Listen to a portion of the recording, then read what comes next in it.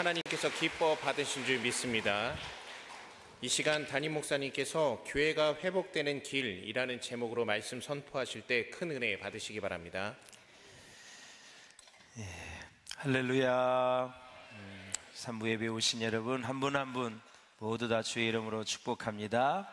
우리 옆 사람과 기쁘게 인사하겠습니다. 오늘도 하나님의 음성을 들읍시다. 은혜의 찬송 우리 시온 성가대 감사합니다. 무엇이든지 이제 회복이 필요한데 사람도 그렇고 모든 상황에 뭔가 침체가 있고 또 상승이 있고 또 전도서에 보면은 다 때가 있잖아요. 경제도 그렇고 교회가 회복되는 길이 무엇인가? 수많은 방법, 수많은 이야기들 많이 하지만 오늘 본문에서는 뭐라고 우리에게 말씀하시는가? 느헤미야 10장까지 왔습니다. 13장까지 있는데 오늘 같이 은혜를 나누면서 저는 여러분의 심령이 꼭 회복될 수 있기를 주의 이름으로 축복합니다. 저도 회복되기를 바라는 마음으로 오늘 말씀을 준비했고 같이 이제 은혜를 나눌 터인데 말씀으로 회복돼야지, 하나님의 은혜로 회복돼야지, 성령으로 회복돼야지, 이런 간절한 마음이 있어야 돼요. 그래서 오늘 주신 말씀을 내가 꼭 받고 그 말씀을 들으면서 회복이 됐으면 좋겠다, 그런 사모하는 마음이 있어야 돼요. 그것이 옥토인 줄로 믿습니다. 옆 사람을 축복하겠습니다. 당신의 밭이 옥토밭이 되시기를 바랍니다.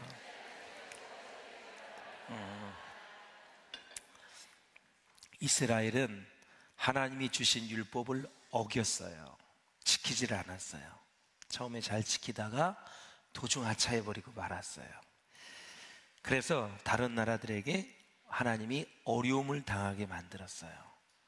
그래서 조공도 바쳐야 되고 그 다음에 수확한 모든 농산물을 다 빼앗겼어요.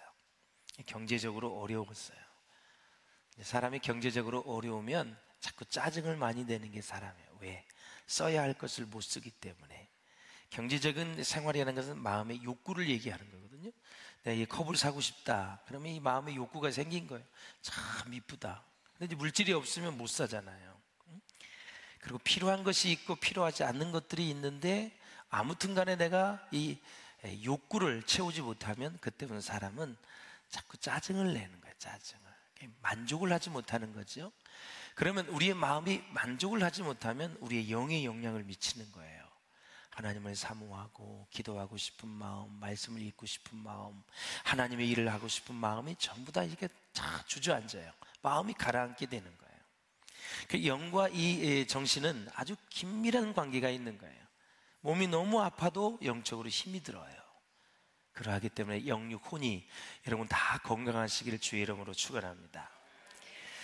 자, 우리가 신앙생활을 하면서 이제 가장 무서운 것이 여러 가지가 있어요. 그 중에 이제 종교적 위선이라는 게 있어요.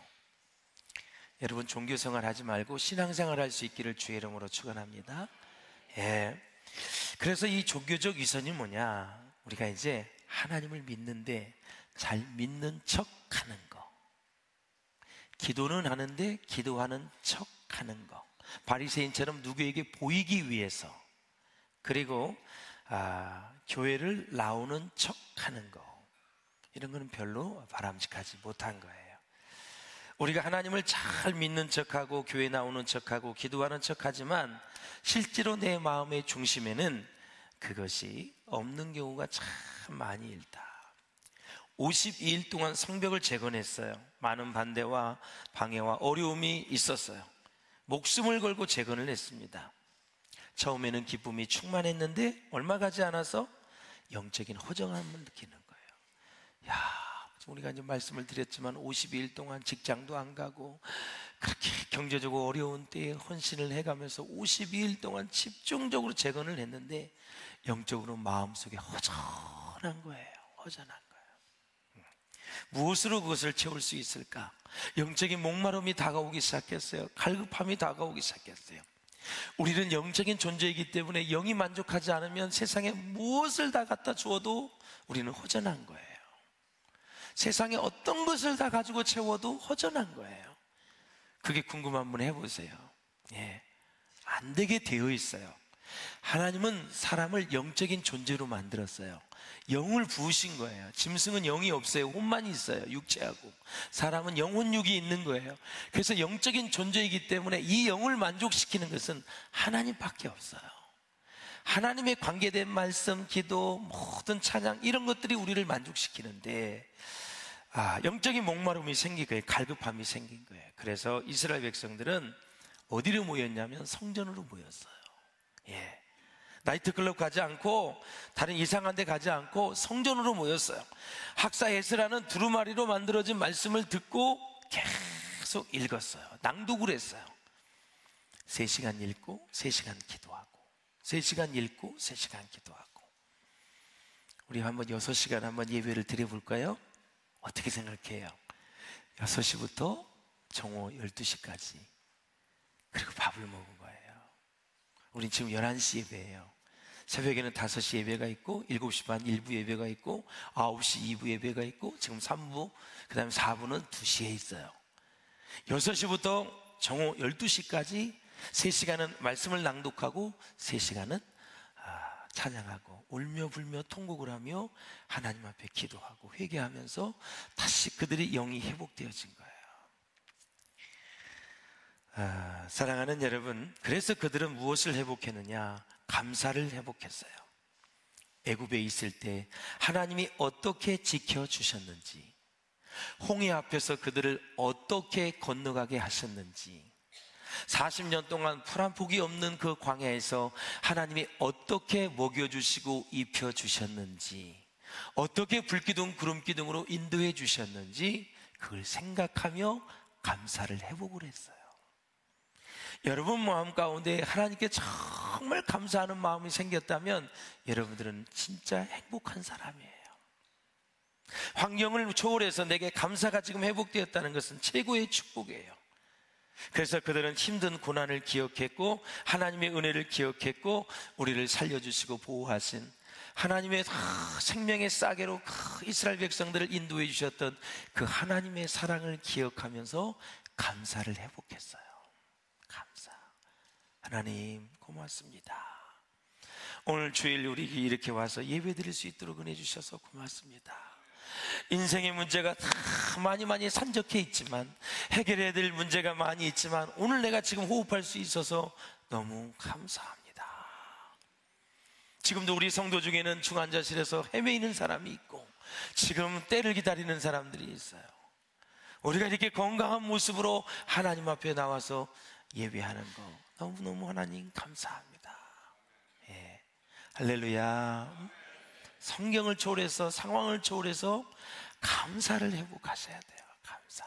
이스라엘 백성들이 지금 말씀을 듣고 감사를 회복하고 감사가 나오니까 이제 심령이 회개가 되기 시작하는 거예요. 잘못 살아온 것들이 가슴 아프기 시작한 거예요. 회개란 무엇일까요? 바로 회개란 말씀 앞에서 자기를 돌아보는 거예요. 믿지 않는 사람도 자기를 돌아볼 수 있어요. 중요한 것은 말씀 앞에서 돌아보셔야 돼요. 그러면 적나라하게 내 심령과 내 마음을 다 볼 수가 있어요. 그래서 돌이키는 거예요. 본문에 보면 이스라엘 백성들이 자기 자신의 잘못을 다 썼어요. 그래가지고 임봉을 했어요. 오늘 본문에 보면 10장에 보면 얼마나 많은 인물들이 나옵니까? 그 인물들이 다 서명을 한 거예요. 다 지도자들이죠. 레이지파도 있고 제사장도 있고 느헤미야도 있고 모든 일을 하는 사람도 있고 뭐 각종 직업을 가진 모든 사람들이 하나님 앞에 다 서명을 했어요. 우리는 죄의 본성을 가지고 있어요. 죄의 기질을 가지고 있기 때문에 조금이라도 조금만 여유를 주면 그냥 옛날 습관으로 또 돌아갈 수 있다라는 사실이죠. 저는 목회 27년을 하면서 알코올 중독자를 참 많이 봤어요. 예. 그리고 삶에 고질병을 가지고 있는 사람들도 많이 보았고요. 잘 치유받았다가 조금만 여유가 있으면 바로 또 그냥 몰래 마시다가 옛날로 돌아가는 사람이 거의 90%예요. 그러니까 그 순간을 견디질 못하는 거예요. 우리 인생 가운데 그런 것들이 얼마나 많이 있습니까? 그래서 그리스도인에게 있어서 진정한 개혁은 무엇이냐? 말씀으로 돌아가는 것입니다. 여러분. 말씀으로 돌아가는 거예요. 예. 말씀을 떠났다 있던 사람이 그때 그 말씀이 그 말씀이었는데 내가 그렇게 살지를 못했네. 탕자가 오랜 세월 집을 떠날 때는 너무 신바람 났어요. 아버지가 재산을 주어서 먼 나라로 갔어요. 엄청나게 즐겁게 살았어요. 그래도 아버지가 생각이 안 나요. 감사할 줄 몰라요. 양식이 떨어져요. 주염 열매를 먹었어요. 주염 열매는 돼지가 먹는 거예요. 돼지는 유대인들이 가장 싫어하는 동물이에요. 돼지고기 안 먹어요, 유대인들은. 그런데 돼지가 먹는 주염 열매, 근데 그게 떨어졌어요. 그것도 없어요. 너무 배가 고파요. 하루는 참을 수 있었는데 이틀째 되니까 이제는 너무 배가 고파서 눈이 좀 이상해져. 3일째 되니까 무엇인지 다 닥치는 대로 먹고 싶은 거예요.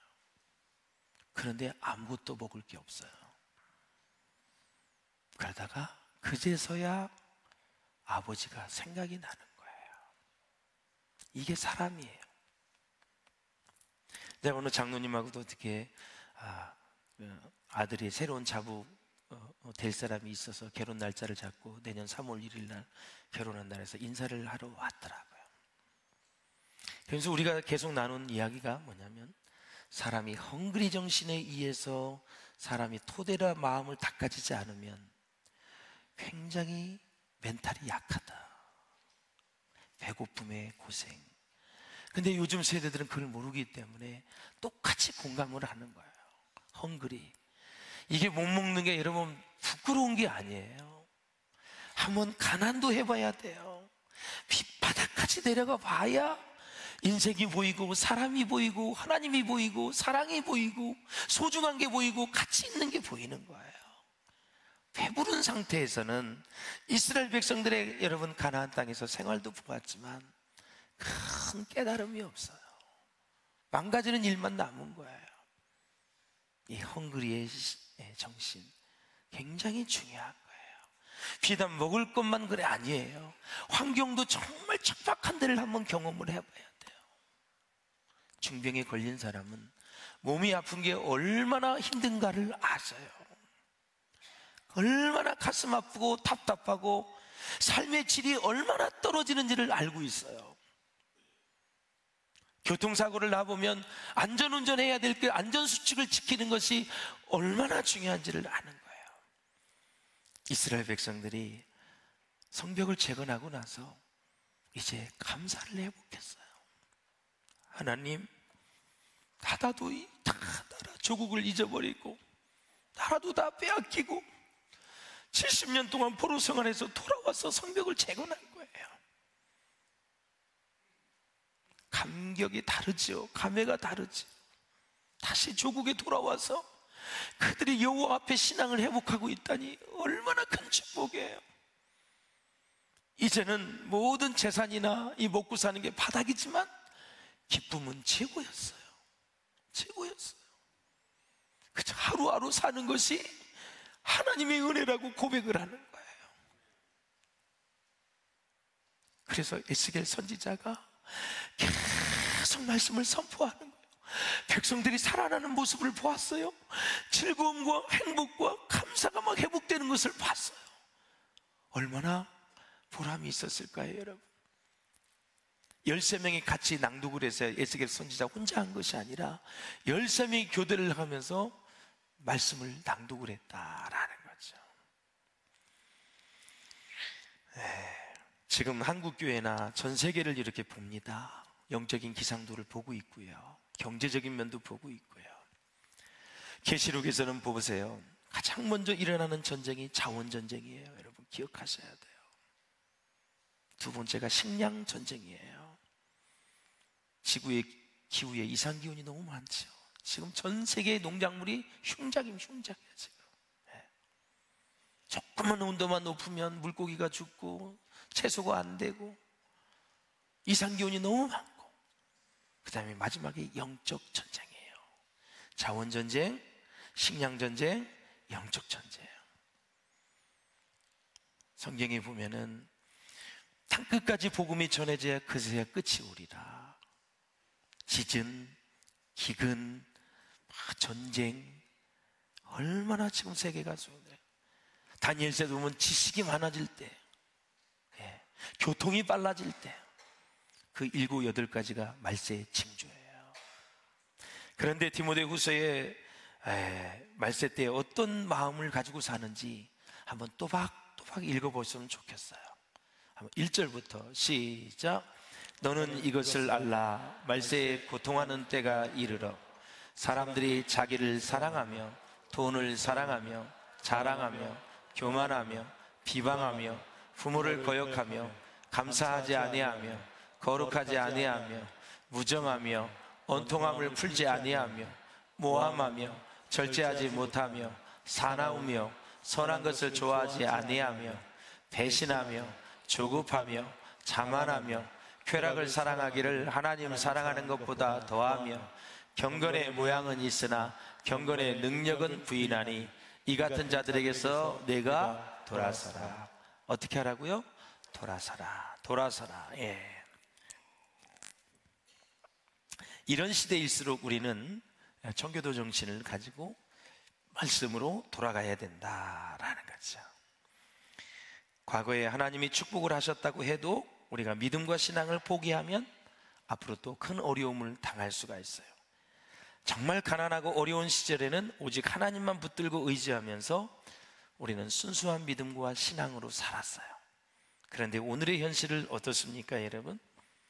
이전보다 좀 살만해지고 부유해지니까 우리의 능력으로 살 수 있다는 그 착각에 빠져서 하나님을 외면하고 기도하지 않고 자기의 생각대로, 자기의 마음대로, 자기의 소견에 옳은 대로 살아가는 사사시대의 모습이 우리의 모습이다. 하나님의 말씀을 중요하게 생각하지 않습니다. 정말 나의 조국 대한민국은 풍전등화다, 바람 앞에 촛불이다, 이렇게 볼 수가 있어요. 기도하는 주의 종들은 그냥 경제적인 것도 보지만 영적인 상황을 보거든요. 항상 영적인 것이 먼저 무너져요. 그리고는 사회가 무너지고 경제가 무너지고 가정이 무너지게 돼 있어요. 영적 기상도가 좋으면 나중에 지금 환경이 어려워도 다 회복되게 되어 있어요.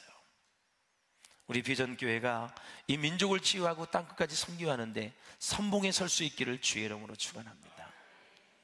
한 사람의 의인이 없어서 멸망한 예루살렘, 소돔과 고모라는 10명의 의인이 없어서 멸망했습니다.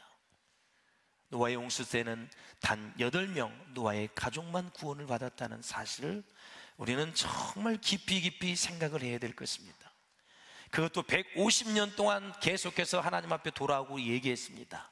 12일이 아닙니다. 120일이 아닙니다. 12년이 아닙니다. 120년 동안 이 땅엔 비가 올 것이고 비로 인해서 홍수로 망할 것이다. 그래서 하나님은 방주까지 다 지어놨습니다. 120년 동안 지어서 완성을 했습니다. 출입문이 있었습니다. 오늘 비가 내립니다. 그래도 안 들어옵니다. 3시간 남았습니다. 1시간 남았습니다. 지금이라도 들어오십시오. 10분 남았습니다. 1분 남았습니다. 지금이라도 들어오십시오. 너무나 비웃었습니다. 아예 저 사람들은 머리가 도른 사람이다, 이렇게 생각을 하고 방주를 만든 그 노아의 8식구를 비웃었습니다. 모든 동물을 다 집어넣고, 그래서 노아의 가족이 8명이 들어갔습니다. 1분 남았습니다. 10초, 5초, 1초. 그때부터 윗샘 아랫샘이 터져서 전 세계가 다 물바다가 됐습니다. 아라라산에 있었는데 3천 몇 메다가 되는 곳이 다 물바다가 됐습니다. 방주가 둥둥 떠다집니다. 그리고 모든 바다의 시체가 다 떠 있는 것입니다. 지금이 또 마지막 시대입니다. 사랑하는 여러분, 오늘 저는 이제 이 말씀에 돌아가는 것이 무엇인가를 제가 4가지를 말씀을 드리고 좀 같이 은혜를 나누려고 그래요. 이 느헤미야의 개혁 정신과 외침은 바로 말씀으로 돌아가자는 것입니다. 그러면 말씀으로 돌아가면 만사형통하고 아무 문제도 없는 그런 인생일까요? 그렇지 않습니다. 정말 말씀대로 사는 것은 어려운 일입니다. 말씀대로 살면 불편해질 수도 있습니다. 누가 그랬잖아요. 가난은 불행한 것이 아니라 좀 불편한 것이다. 지금 에어컨이 없는 데는 불편해요. 덥기 때문에. 그러나 그걸 보고 불행하다고 얘기하지 않아요. 그 사람 안에 만약 예수가 있다면, 그 사람 안에 하나님이 있다면, 그 사람 안에 하나님의 말씀이 있다면 불행한 인생이 아니죠. 불편한 거죠. 하나님의 말씀대로 살면 불편한 것이 많이 있을 수 있습니다. 그러나 그 길이 최고의 인생의 생명의 길이고 은혜의 길이고 축복의 길이다라는 사실이죠. 우리 부모님들이 자손들에게 믿음의 본을 보일 수 있기를 주님의 이름으로 축원을 드립니다. 그래서 백성들이 서약을 했습니다. 이방인들과 결혼하지 않겠다. 이방인들이 섬기는 그 우상을 섬기지 않겠다는 고백이거든요. 지금은 사도 바울이 믿지 않는 자와 몽의를 같이 하지 말라 그랬어요. 기왕이면 예수 믿는 사람들과 결혼을 하고, 기왕이면 신자들과 결혼하는 게 하나님의 뜻이에요. 어쩔 수 없이 결혼했다면 최선을 다해서 전도하십시오. 그리고 하나님의 가족으로 만드십시오. 그리고 주위 사람들에게 중보기도를 요청하십시오. 내 힘으로 안 됩니다.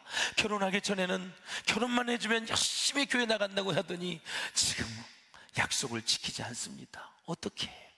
애도 낳지, 다 혼인신고 해버렸지, 지금 살고 있는데 약속을 안 지켜. 혹시 이 중에 그러다가 나오신 분들이 있지, 한 사람이라도. 네, 약속을 잘 지키셔야 돼요.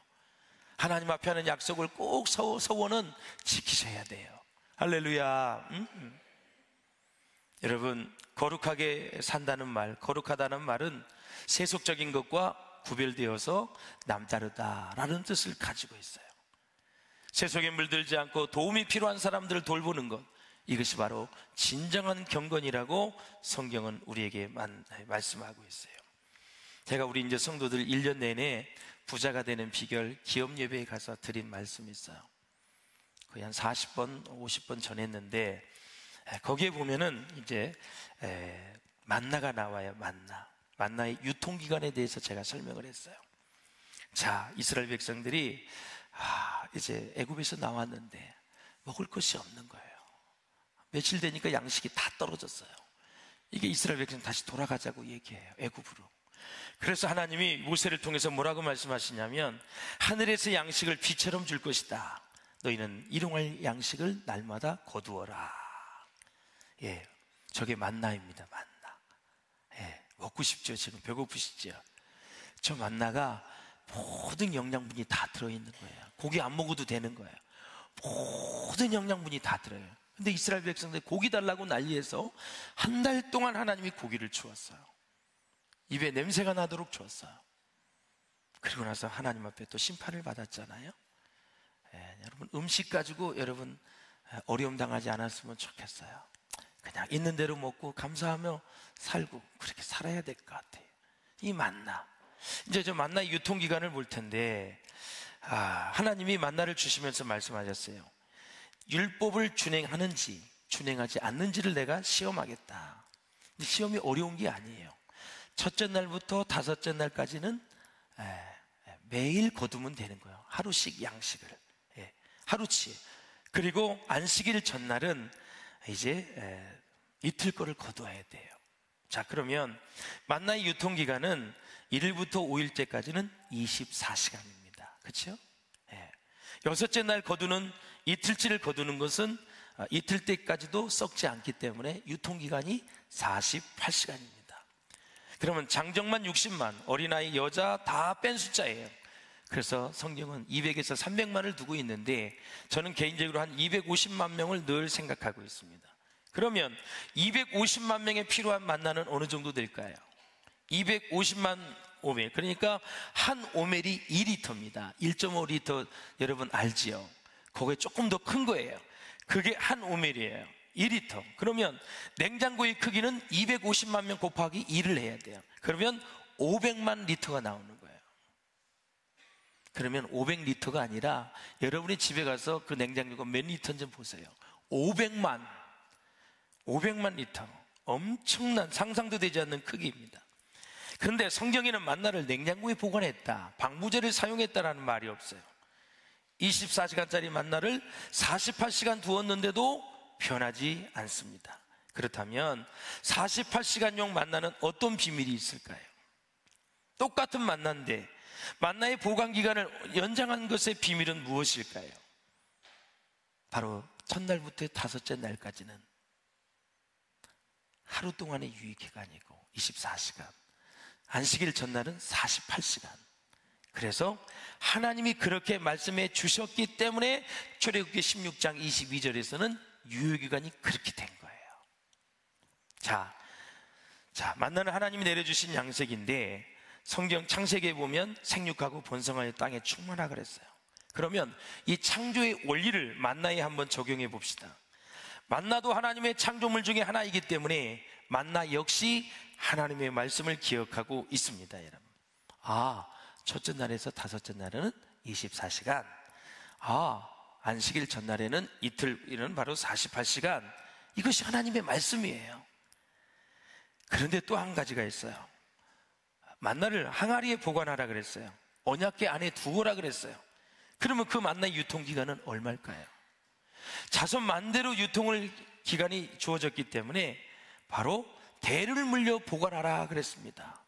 그 만나는 영원토록 썩지 않는 것입니다. 놀랍지요? 24시간만 지나면 썩는 만나가 있고 48시간이 지나면 썩는 만나가 있고 영원히 두어도 썩지 않는 만나가 있어요. 하나님의 말씀이 있기 때문에 그것이 가능한 거죠. 놀라운 사실입니다. 두 번째, 가나안 땅에서 안전하게 거주할 수 있는 방법은 안식년입니다. 레위기 25장 21절을 읽어보겠습니다. 시작. 내가 명령하여 여섯째 해에 내 복을 너희에게 주어 그 소출이 3년 동안에 쓰기에 족하게 하리라. 아멘. 안식년 전인 6년째에는 3배, 약 300%의 소출을 거두게 하신다. 놀라운 일입니다. 이것이 어떻게 가능할까? 말씀에 의해서 유통기간이 늘어난 것을 만나가 아는 것처럼 농사를 지을 사람이 안식년을 지키는지 지키지 않는지를 누가 알아요?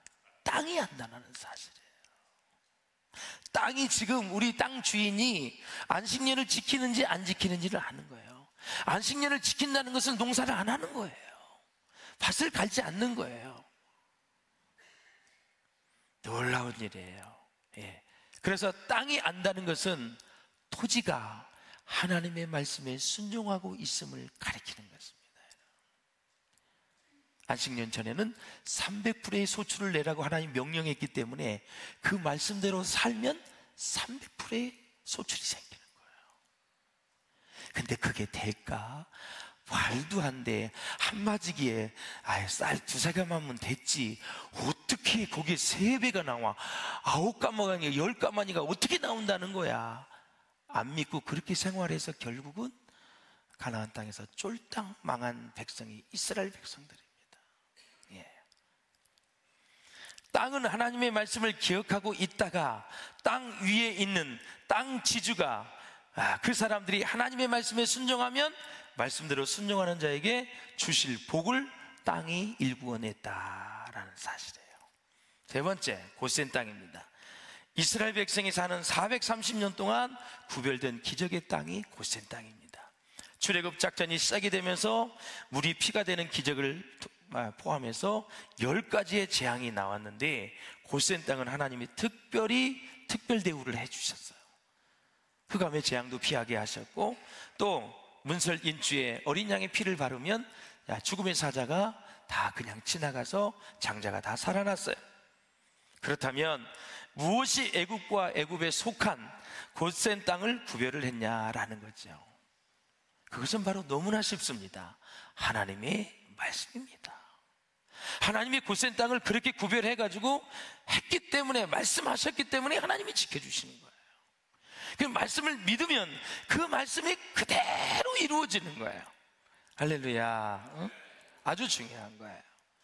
가나안 땅을 보십시오. 마지막 하나님의 입장에서 보면 가나안 땅에 살던 7족속의 제약이 가득 찰 때까지 하나님이 기다리셨어요. 왜냐하면 하나님이 공의의 하나님이시기 때문에 이스라엘 백성들을 가나안 땅에 집어넣어야 되는데 가나안 땅에 살고 있는 죄악이 관영하지 않았다, 꽉 차지 않았다. 하나님 보시기에 꽉 차지 않았는데 그를 집어넣으려고 하니 기다려야 되는 거죠. 여기서 우리가 이제 볼 수 있는 게 있어요. 자, 가나안 땅의 주인이 7족속에서 이스라엘 백성으로 바뀌었잖아요. 그런데 가나안 땅은요, 하나님의 언약 백성인 이스라엘 백성들이 하나님의 말씀에 순종할 때만 비로소 적과 꿀이 흐르는 동력이 나타나는 기적의 땅이 된 것이다. 땅은 다 순종할 준비가 되어 있어요. 이스라엘 백성들에게 적과 꿀이 흐르는 땅으로 만들기 위해서 다 준비가 되어 있어. 그런데 가장 중요한, 이스라엘 백성들이 하나님의 말씀에 순종하지 않기 때문에 땅이 효력을 발생하지 않는 거예요. 놀라운 진리예요, 여러분. 땅도 하나님의 말씀에 순종해요. 땅 위에 사는 인간이 순종하지 않으면 하나님은 역사를 일으키실 수 없다라는 거죠. 그러면 고센 땅과 가나안 땅의 공통점은 무엇일까요? 바로 임마누엘, 하나님께서 함께 하신 정말 땅인데, 그러면 하나님께서 함께 하시는 곳에는 어떤 일이 일어납니까? 놀라운 또 왕벌 사건이 일어나요. 하나님은 이스라엘 백성들이 가나안 땅에 발을 딛기도 전에 왕벌을 먼저 보내셨어요. 왕벌이 뭔지 아세요? 천사예요, 천사. 천사는 성경에 이렇게 표현되어 있어요. 사자, 천사, 천군, 정사, 권세, 능력, 주관, 일꾼, 사람의 모습으로 참 다채롭게 표현되어 있는 게 천사예요. 왕벌을 먼저 보내주셨어요. 그래서 무슨 일을 했느냐, 여러분, 가나안 땅에 살던 사람이 가나안 족속 7족속이에요. 그 죄를 짓고 살았기 때문에 땅이 더러워졌어요. 그래서 하나님이 그 이스라엘 백성들이 가나안 땅에 들어가기 직전에 청소를 하는 거예요. 우리가 아파트 입주나 이사를 하면 청소하고 입주하잖아요. 똑같이 가나안 땅을 하나님이 대청소를 하신 거예요. 뭐를 통해서? 천군 천사를 통해서, 천사를 통해서. 어떤 청소를 했냐?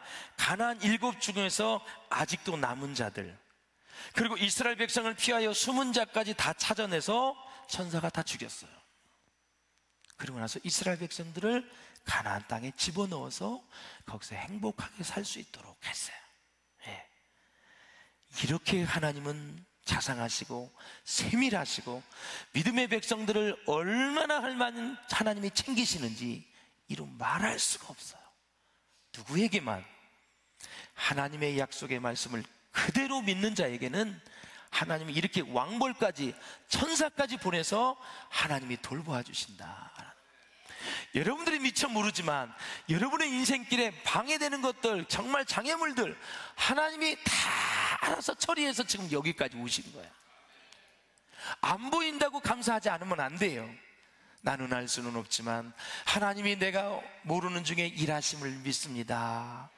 내가 그래서 여기까지 왔습니다. 그러면서 감사하셔야 된다라는 거죠. 그래서 사람은 4가지 관리를 잘 하셔야 돼요. 첫째, 믿음 관리를 잘 하셔야 돼요. 믿음. 그래야 오늘 4가지 기적을 다 맛볼 수 있고, 마음 관리, 생명이 이에서 남이니라, 이 마음 관리를 잘 하셔야 돼요. 속이 너무너무 상하면 영적으로도 힘이 들어요. 혼적인 부분, 정신적인 부분을 잘 관리하라는 얘기예요. 3번째는 자기 관리를 잘 하셔야 돼요. 기도해야 될 자리에 가서 기도하고, 말씀을 읽을 시간에 말씀을 읽고, 직장에 가서는 성실히 일하고, 그래서 모든 면에서 자기 관리를 잘해야 돼요. 운동도 해서 체력도 좋아지고 건강해져야 되고, 마지막에 인간 관리를 잘해야 하나님의 축복이 사람을 통해서 주시는 거거든요.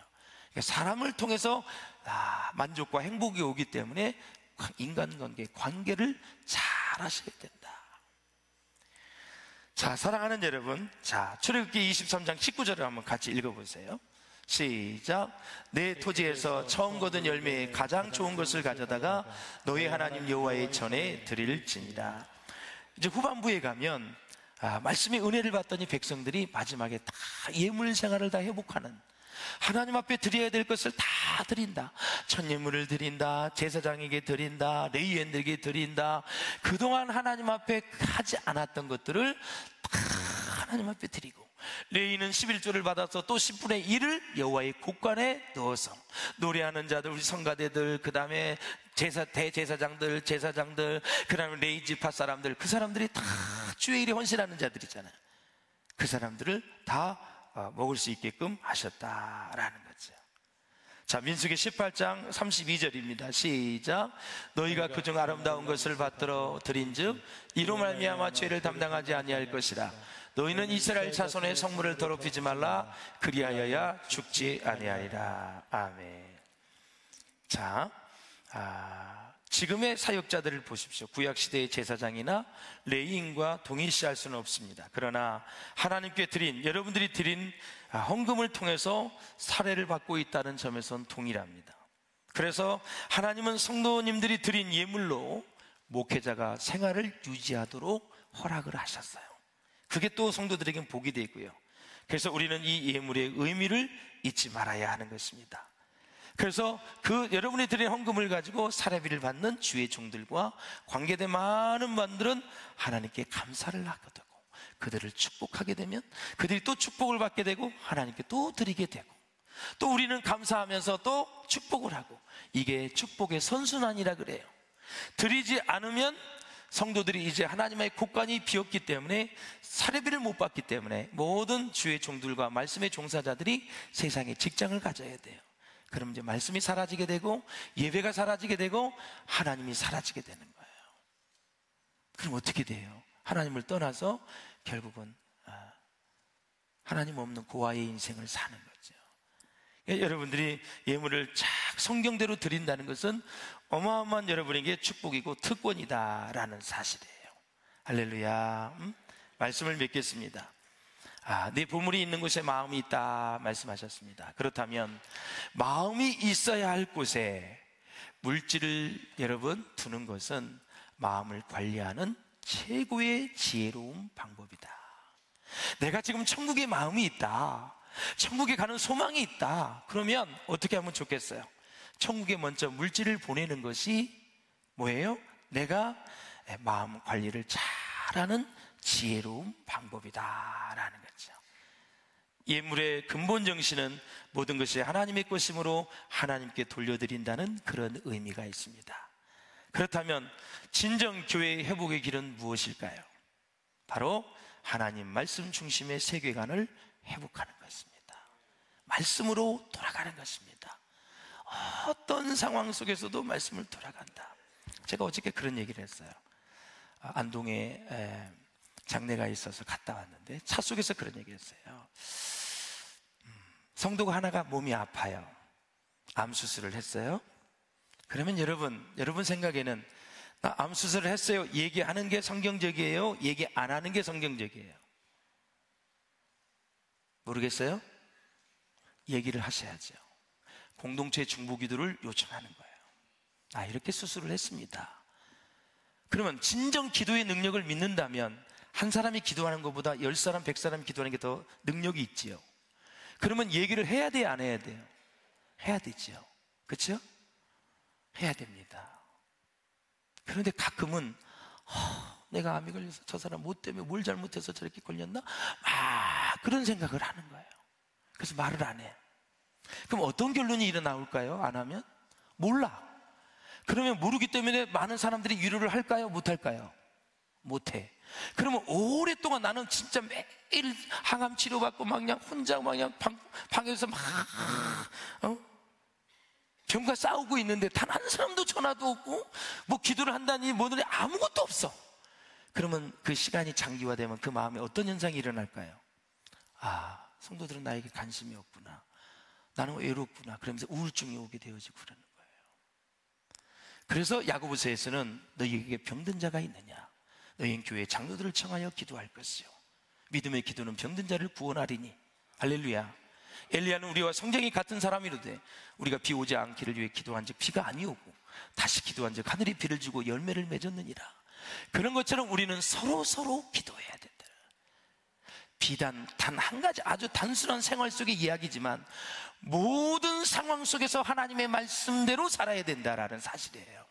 내 생각대로 하지 말고, 내가 병들었으니까 나 자존심 상해, 내가 병들었으니까 누가 날 나쁘게 얘기해, 그게 아니에요. 그래서 옛날에 속된 말도 병이 들면 많은 사람에게 알리라 그랬어요. 그럼 혹시나 모든 약이 있을까? 우선 좋은 병원이 있을까? 어떻게 치료를 받았을까? 소문을 내면은 그거 간단하게 치료하는 거야. 그때 우리나라의 문화에서도 병이 들면 소문을 알리라 그랬어요. 근데 성경에서는 알려서 중보기도를 하고 서로서로 사랑으로 하나가 되어지는 거예요. 왜? 건강하다 죽어도 천국 가는 거고, 병들어다 죽었다도 천국 가는 거고, 이 땅에 있는 동안 우리가 주님의 사랑으로 하나가 되어서 살다가 천국에 가는 게 성경의 뜻이니까. 그렇게 몸이 아프고 힘든데 사랑을 주고받지 못한다? 이게 성경적일까요? 아니에요. 그러면 나 잘 됐을 때만 소문나는 게 진정 이게 좋은 모습일까요? 아니에요. 가장 힘들 때 기도를 요청할 수 있는 사람이 겸손한 사람이에요. 비단 한 가지를 예를 들었습니다만 많은 것들이 우리가 성경에서 벗어나는 삶이 너무 많이 있기 때문에 여러분 말씀을 깊이 보시면서 같이 행복하고 복된 인생을 살아가실 수 있기를 주의 이름으로 축원합니다. 기도하시겠습니다. 그렇습니다. 진정 교회 회복의 길은 하나님 말씀 중심의 세계관을 회복하는 것입니다. 느헤미야와